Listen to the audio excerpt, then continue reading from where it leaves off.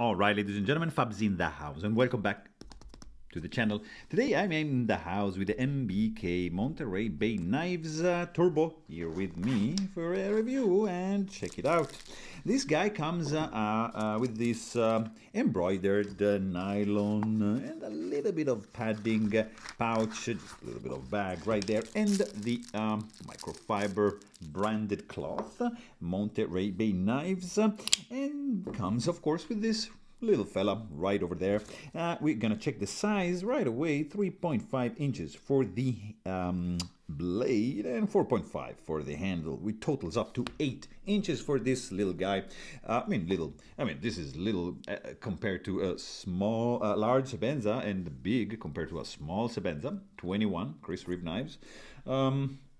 What else can I show you? Like these two guys right over here, Holt Bladeworks Spectre and Haptic in the house. And to show you that this fella, it's right in between, kind of like actually a little bit smaller than the Spectre, closer to the Spectre for sure.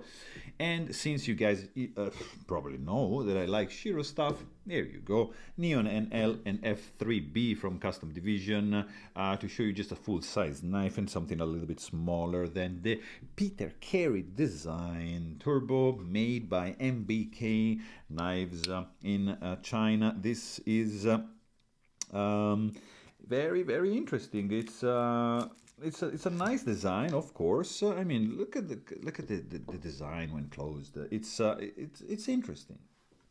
It's not perfect, but I kind of like it. For example, like what I really don't like is this hump going on right here. I like thumb rumps here, but in this case, you see it just tapers down, and I really don't like this area here. Nice swedge here, but overall, the design when deployed, it's like too big of a handle and too slim of a blade. For me, it's just like doesn't look proportionate, but I mean, that's just like an aesthetical thing. You can see that the handle is titanium black coated with of course this is a liner lock, as you can see, with that inset liner. The show side, there's no liner, it's just like a solid slab, skeletonized on the inside, chamfered all around and chamfered on the inside. Nice finger groove going on over here. You have a cutout here to access the lock, as you can see, which is jimped as well. Also titanium geared back spacers sticking out a little bit with these pretty soft grooves, reaches this point. And here where's I find my first gripe, because you can see right there the tip. It's easily accessible. You can do this. You can just really deploy the blade, just snagging the tip, so you might get caught. I mean, it's kind of safe, but if I'm able to just with my fingernail just to deploy the blade like this, it means that I can, and I shouldn't be able to do so. So that might be just a little thing to take care of, but the blade looks pretty centered to me. You have a non-spinning pivot screwed in, you see, from the from the show side, and on the back is just blind. It's pretty straightforward to take it apart. You get two screws over here, use a T6, and yeah, you're gonna be fine. But you can also check my maintenance video if you want to know how to take this guy apart. It's super straightforward. There's no stainless steel lock face insert going on over here, but there's really no lock stick whatsoever, so that's good. You have there's no detent ball ramp, and you have what appears to be like a ceramic detent ball. Looks like that. Pocket clip is very nicely designed, has a nice look, because you see, follows the handle like that with these 6 holes. It's a nice little design touch, but it's a little bit too hard to take out from the pocket. Goes in nicely, but it's a little bit hard when you just pull it out. Kind of like you have to yank it out, but you know, nothing too crazy, but still nicely milled, tip-up carry only, not reversible, titanium 3D milled pocket clip. What I was telling you that I wasn't really a fan of. It's just this hump right over here. So the jimping, not that functional. Nice little bit of chamfering going on over here. And then this late swedge and pretty deep starts from here and reaches the tip. And then it just goes down straight edge after this little belly to the sharpening choil, which can kind of be used as a finger choil. Just be careful because this is sharpened right to the end. Flat grind M390, you can see right over here. Stone-washed, blacked out blade with some Kerry design logo going on this side, and MBK logo going on that.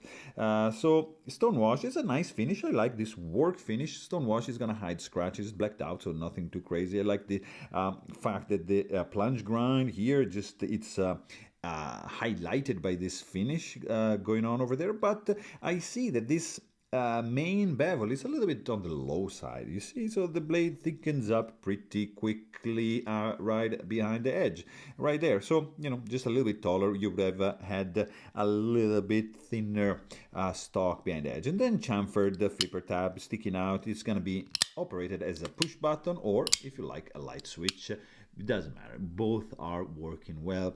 Also, what I really like is the deploying sound. Like, guys, this thing is loud. When you close it, whatever. But this clack clack double clutch, clack clack, it's very nice.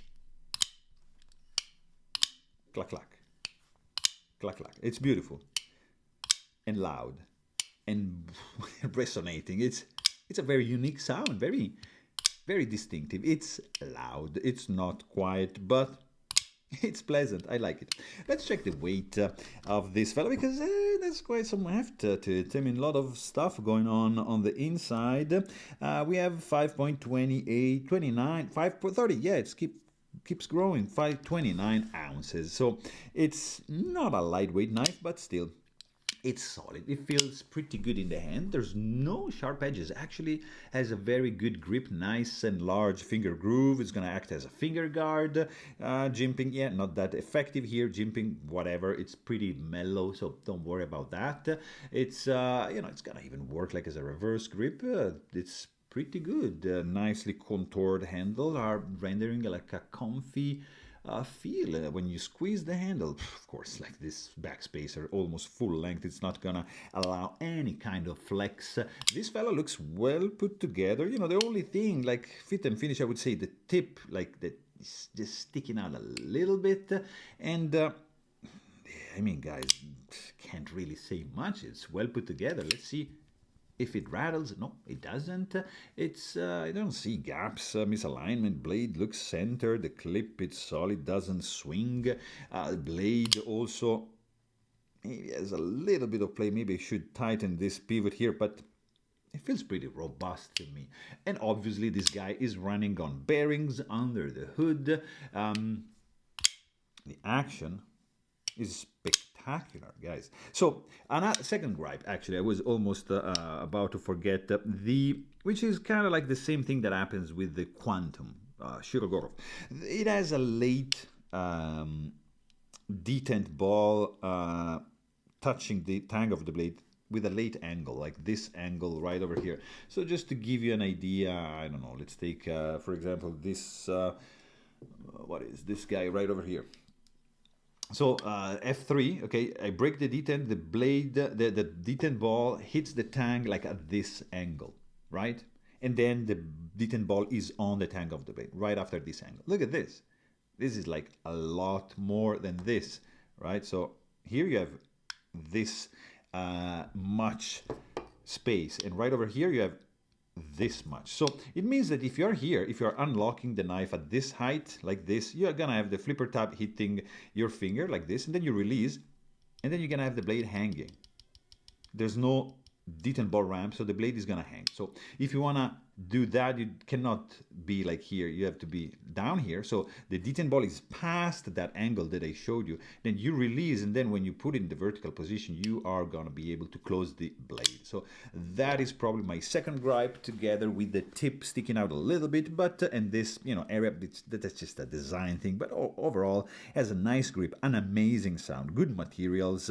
It's not gonna break the bank, and yeah, it looks okay. It's not probably my favorite knife. It's not gonna stick around in the collection, but still, it's a pretty solid option. So there you have it. Really hope you guys enjoyed this video, and thanks for watching. Don't forget to like and subscribe, and stay tuned.